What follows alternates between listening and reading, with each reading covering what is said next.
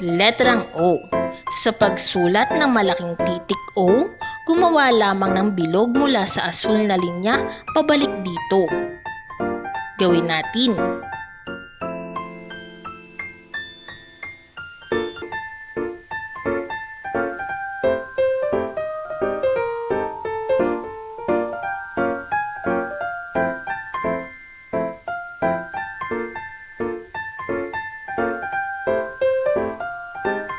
Samantala, sa pagsulat naman ng maliit na titik O, mula sa pulang linya, gumawa lamang ng maliit na bilog.